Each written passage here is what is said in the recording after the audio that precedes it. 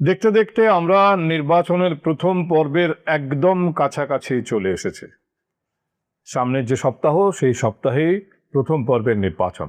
এই অবস্থায় আপনারা জানেন অনেকেই কি হতে পারে ফলাফল, কটা আসন তৃণমূল পেতে পারে, কটা আসন পাবে বিজেপি, এই ধরনের নানা রকম স্পেকুলেশন করছেন, পূর্বাভাস দেওয়ার চেষ্টা করছেন, বিশ্লেষণ করার চেষ্টা করছেন নির্বাচনী ফলাফল।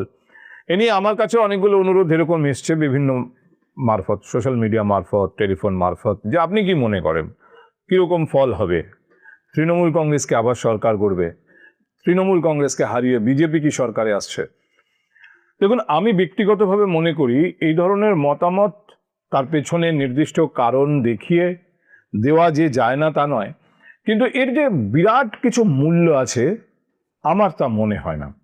যদি সত্যি কোনো একটি পার্টিকুলার আসনে কি ফলাফল হতে চলেছে বলে প্রেডিক্ট করতে হয়, অন্তত সায়েন্টিফিক্যালিও প্রেডিক্ট করতে হয়, তাহলে সেই আসনের বিভিন্ন অঞ্চলে মানুষের সঙ্গে কথা বলে এবং অন্তত প্রতি 1 লক্ষে বা প্রতি 10,000 মানুষের যদি আমি হিসেব করি, প্রতি 10,000 ভোটারের ভেতরে অন্তত 200 মানুষের সঙ্গে, 200 ভোটারের সঙ্গে কথা বলতে হয়। তাহলেও সায়েন্টিফিক্যালি একটা জায়গায় পৌঁছানো যায় যে এই কেন্দ্রের কি রেজাল্ট হতে পারে। এবং এর জন্য তাহলে 294টা কেন্দ্রে গিয়ে 294 গুণ 200 এতজন মানুষের সঙ্গে কথা বলে একটা সম্ভাব্য ফলাফল প্রেডিক্ট কেউ যদি করেন, আমি সেটাকে কিছুটা গুরুত্ব দিতে রাজি। আদারওয়াইজ শুধু সার্কামস্টেন্সিয়াল এভিডেন্সের ওপরে ভিত্তি করে যদি কেউ বিশ্লেষণ করেন, আমার শুনতে কোনো আপত্তি নেই। তার বিভিন্ন দিক নিয়ে চিন্তা ভাবনা করতেও আমি হয়তো সরাসরি না বলতে চাইছি না, কিন্তু এটা কতটা নির্ভরযোগ্য আমার নিজেরই যাতে সন্দেহ থাকবে, সেই জন্য আমি সাধারণভাবে এই প্রেডিকশনের ভেতর যাই না। কারণ আমার পক্ষে এখন 294টা আসনে ঘোরাও সম্ভব নয়, নিজে প্রত্যেকটি মানুষের সঙ্গে কথা বলা সম্ভব নয়। তবে দেখুন, শহরতলি অঞ্চলে যে সমস্ত মানুষদের সঙ্গে আমার পক্ষে কথা বলা সম্ভব, আমি র্যান্ডামলি কথা বলে এটা বোঝার চেষ্টা করেছি যে যদি এরকম হয় যে শাসক তৃণমূল কংগ্রেস এই মুহূর্তে এরকম অবস্থানে নেই যে এবারে নির্বাচনে তারা হেলায় হারিয়ে দেবে সব প্রতিদ্বন্দ্বীকে, বিজেপি তাদের নিকটতম প্রতিদ্বন্দ্বী, বামেরাও আলাদা করে লড়ছে, কংগ্রেস এবারে আলাদা করে লড়ছে, বাম এবং কংগ্রেসকে সরিয়ে রেখে অনেকেই বলছেন লড়াইটা বাইনারি দুপক্ষের মধ্যে, যদি তাও হয় তৃণমূল কংগ্রেস এরকম অবস্থানে নাকি নেই যে হেলায় হারিয়ে দেবে বিজেপিকে। অনেকেই বলছেন বিজেপির সঙ্গে তৃণমূলের তীব্র প্রতিদ্বন্দ্বিতা হবে, অনেকে বলছেন বিজেপি তৃণমূল কংগ্রেসকে প্রায় একঘরে করে ফেলবে এবারে যা ফলাফল হবে, ইত্যাদি ইত্যাদি। আমি বোঝার চেষ্টা করছিলাম যে কোন কোন ফ্যাক্টর এরকম রয়েছে যা তৃণমূল কংগ্রেসের রাজ্যের 15 বছরের যে শাসক দল তাদের বিরুদ্ধে যেতে পারে। এরকম নয় যে সেই পয়েন্টগুলো নিয়েই বিজেপির প্রার্থীরা বিভিন্ন জনসমাবেশে, বিভিন্ন নির্বাচনী সমাবেশে গিয়ে চিৎকার করছেন, কিন্তু আমি গত 2-3 বছরের পার্সপেক্টিভে এইসব করছিলাম যে কোন কোন পয়েন্ট তৃণমূল কংগ্রেসের বিরুদ্ধে যেতে পারে, যাবেই বলা যাচ্ছে না, কিন্তু যেতে পারে। আমি আবার বলছি যে এরকম 3-4টে পয়েন্ট আজকে আমি আপনাদের সামনে রাখতে চাই, এইরকম একটা অবস্থান থেকে, যে আমি নিজে দাবি করছি না যে এগুলো বিরাট কোনো ভূমিকা নেবে, কিন্তু বিভিন্ন লোকের সঙ্গে কথা বলে, সোশ্যাল মিডিয়ায় যে সমস্ত প্রতিক্রিয়া আমার চোখে পড়েছে তার প্রেক্ষিতে, এবং রাজনৈতিক বিশ্লেষক যারা রয়েছেন আমার পরিচিত তাদের সঙ্গে কথা বলে আমার যেটা মনে হয়েছে, আমি আপনাদের সামনে সেই পয়েন্টগুলো রাখছি। এরপরে আমি আশা করব যে আপনাদের কাছ থেকেও আমি অনেক ভ্যালুয়েবল পয়েন্ট পাবো সেগুলোর পক্ষে এবং বিপক্ষে। ধরা যাক পয়েন্ট নাম্বার 1, আরজিকরে যে ঘটনা ঘটেছিল, একজন সরকারি চিকিৎসক, মহিলা চিকিৎসক, যেভাবে সেখানে তার মৃত্যু হয়েছে, ধর্ষণ হয়েছে বলে অভিযোগ, বিষয়টি নিয়ে কম হইচই হয়নি, কিন্তু সাধারণ মানুষের উপর একটা বিরাট ইম্প্যাক্ট হয়েছিল। বিচার চেয়ে লক্ষ লক্ষ মানুষ রাস্তায় নেমেছিলেন 15ই আগস্টের রাতে, আপনাদের নিশ্চয়ই মনে আছে। এখন সরাসরি এই কারণে যে কেন এই ধর্ষণ হয়েছে বা ধর্ষণ হয়েছে বলেই শাসক দল হটাও, এরকম তো হয় না। ধর্ষণ একটা অপরাধ হয়, সমাজে অপরাধ হতেই থাকে। সরাসরি কোনো একটা অপরাধের জন্য সরকারকে বা সরকারি দলকে দায়ী করে জনগণ মুখ ঘুরিয়ে নিচ্ছে, এরকম কখনো হয়নি। আরজি করের কোন পয়েন্টটা রাজ্যের শাসক দলের বিরুদ্ধে যেতে পারে? কোথাও একটা এরকম ইমপ্রেশন তৈরি হয়েছে যে সেখানে অপরাধীদের আড়াল করেছে সরকার বা সরকারি দল, এবং এর জন্য তারা এমন এমন ব্যবস্থা নিয়েছে যেগুলো রীতিমতো চোখে লাগে, সাধারণ মানুষের চোখে লেগেছে। এটাও হয়, এরকম কিছু ঘটনা অপরাধীদের আড়াল করার জন্য সরকার এবং সরকারি দল, এমনকি সরকারি পরিকাঠামো, পুলিশ প্রশাসন ব্যবহৃত হচ্ছে সরকারি দলের চাপে, এটা সাধারণ মানুষ সন্দেহ করতে শুরু করেছিলেন। এরকম পরিস্থিতি তৈরি হয়েছে। এবং এই এই যে পয়েন্টটা না, যে সরকার অপরাধীদের আড়াল করছে, ডেসপারেটলি আড়াল করছে, এটা কিন্তু নির্বাচনী ফলাফল নির্দিষ্ট করতে পারে। যখন সাধারণ মানুষের মধ্যে কোনো একটি সরকার সম্পর্কে এরকম ধারণা তৈরি হয়ে যায় যে এই সরকার অপরাধীদের আড়াল করে, যদি তারা তাদের দলের অনুগত হয়, সেক্ষেত্রে আজকে এক্স ওয়াই বিচার পাচ্ছে না, কালকে জেড পাবে না, পরশু আমি পাবো না। এই মানসিকতা ভোটে প্রভাব ফেলতে পারে। আমি এর আগে আপনাদের একটা আলোচনায় বলেছিলাম, সিঙ্গুর বা নন্দীগ্রাম যদি 2011-র অন্যতম কারণ হতে পারে বামফ্রন্ট সরকারকে যেভাবে সরিয়ে দিয়েছিল তৃণমূল কংগ্রেস, যে বিপুল সাফল্য পেয়েছিল তৃণমূল কংগ্রেস, এটার পেছনে যদি সিঙ্গুর নন্দীগ্রামের কোনো ভূমিকা থেকে থাকে, তাহলে সেটা কিন্তু এই সিঙ্গুর বা নন্দীগ্রাম রাজ্যের কাকদ্বীপ থেকে কুচবিহার যে কোনো কৃষকের মনে একটা ইনসিকিউরিটি তৈরি করেছিল। ইনসিকিউরিটি এমন একটা জিনিস যা সাধারণ মানুষের কোনো একটি সরকারের বিপক্ষে মত দেওয়ার জন্য যথেষ্ট। ইনসিকিউরিটি, নিরাপত্তার অভাব। যদি আজকে এই আরজি করের ঘটনার এই অ্যাসপেক্ট, এই ইম্প্যাক্টটা সাধারণ মানুষের ওপর পড়ে, যে আমি নিরাপত্তার অভাব বোধ করছি, কালকে এরকম ঘটনা আমার পরিবারে ঘটলে এবং যারা অপরাধী তারা যদি শাসক দলের ঘনিষ্ঠ হয়, সরকারের ঘনিষ্ঠ হয়, সরকার ডেসপারেটলি তাদের আড়াল করবে, বিচার হবে না, এটার ইম্প্যাক্ট যদি সেভাবে হয় নির্বাচনী ফলাফলে তার প্রভাব থাকতেই পারে। এটা শাসক দলের বিরুদ্ধে যাবে। নাম্বার 2, দীঘায় জগন্নাথ মন্দির তৈরি করা বা ধরুন শিলিগুড়িতে মহাকাল মন্দির, এই যে সরকারি খরচে মন্দির তৈরি করা, অনেকেই বলেছেন যে এটা সংখ্যালঘু সম্প্রদায়ের ওপর একটা প্রভাব ফেলতেও পারে। তারা মনে করতে পারেন যে এরকম একটা সরকার যারা মন্দির তৈরি করে সরকারি খরচে, যা ভারতবর্ষে আর কোথাও হয়নি, এটার একটা প্রভাব সংখ্যালঘু ভোটের ওপর হতেও পারে। নাম্বার 3, 26,000 শিক্ষকের চাকরি চলে যাওয়া, এইখানেও কিন্তু ওই ইনসিকিউরিটি পয়েন্টটা চলে আসছে, নিরাপত্তার অভাব। কারণ সাধারণ মানুষের ভেতরে এরকম একটা ধারণা তৈরি হয়েছে, সঙ্গত কারণেই তৈরি হয়েছে, কারণ সেরকম একটা পরিস্থিতি দেখাই গিয়েছিল চোখের ওপর। আদালত বারবার বলছে যে যারা দুর্নীতি করেছেন, যারা ঘুষ দিয়েছেন তাদের তালিকা দিন। শিক্ষা দপ্তর বলছে তালিকা দেব না। এই তালিকা যদি জমা পড়তো তাহলে শুধুমাত্র যারা ঘুষ দিয়ে চাকরি পেয়েছে তাদের নামটাই বাদ দেওয়া হতো।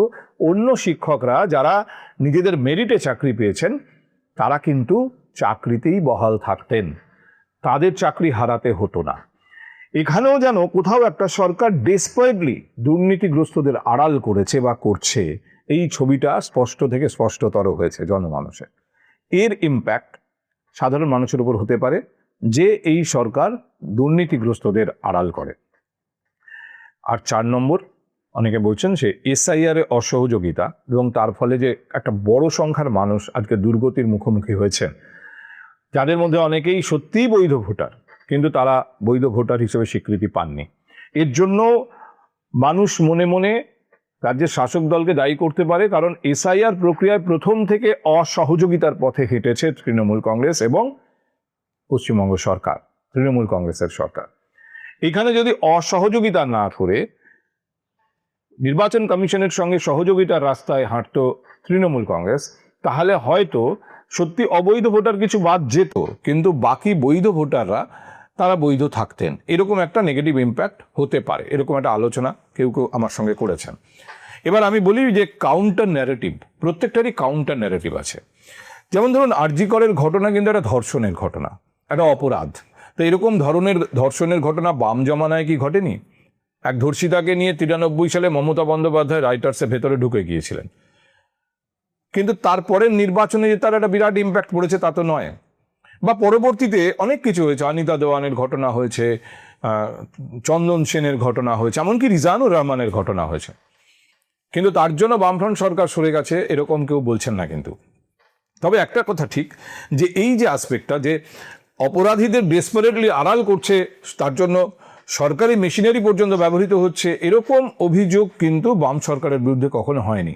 বরং রিজানুর রহমানের ঘটনার সময় আমার মনে আছে, যখন এই বিষয়টা নিয়ে প্রশ্ন উঠতে শুরু করলো, তখন মুখ্যমন্ত্রী তথা পুলিশ মন্ত্রী বুদ্ধদেব ভট্টাচার্য এক কথায় প্রসূন মুখোপাধ্যায়, যিনি তখন কলকাতার পুলিশ কমিশনার, তাকে সরিয়ে দিয়েছিলেন। জ্ঞানবন্ত সিং, যিনি DCDD-1 ছিলেন রিজানুরের ঘটনার সময়, ডেপুটি কমিশনার ডিটেকটিভ ডিপার্টমেন্ট 1, গোয়েন্দা প্রধান, তাকে সরিয়ে দেওয়া হয়েছিল। কিন্তু এরা যা করেছিলেন তা কিন্তু পরবর্তীতে এটা জানা গিয়েছিল তারা সরকারি নির্দেশ অনুযায়ী করেছিলেন, এবং লিখিত নির্দেশ নয়।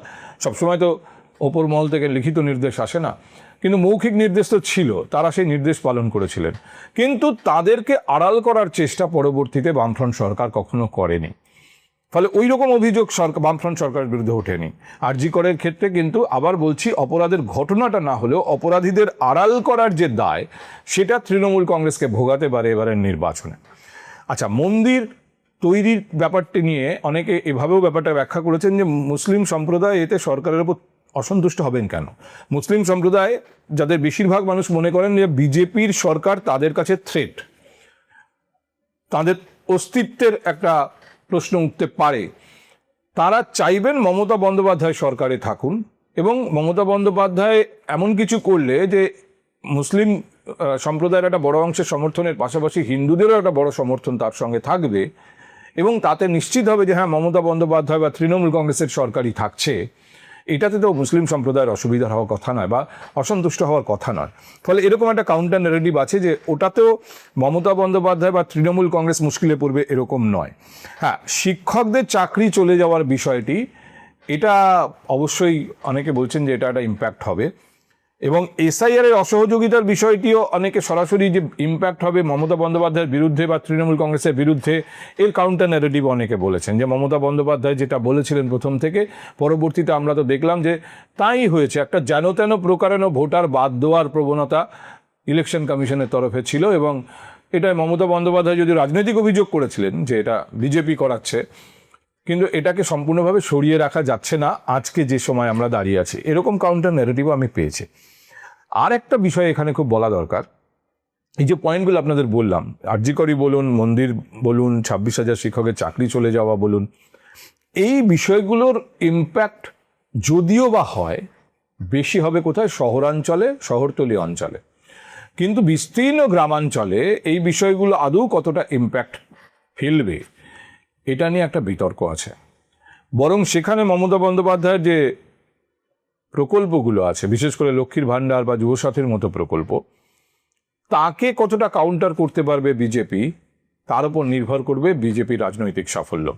তবে বিজেপি এই পার্টিকুলার জায়গায় কিন্তু মমতা বন্দ্যোপাধ্যায়ের রাস্তাতেই হেঁটেছে, তার জন্য আমি একবার সমালোচনাও করেছিলাম, বিজেপি সেই চটিতেই পা গলালো।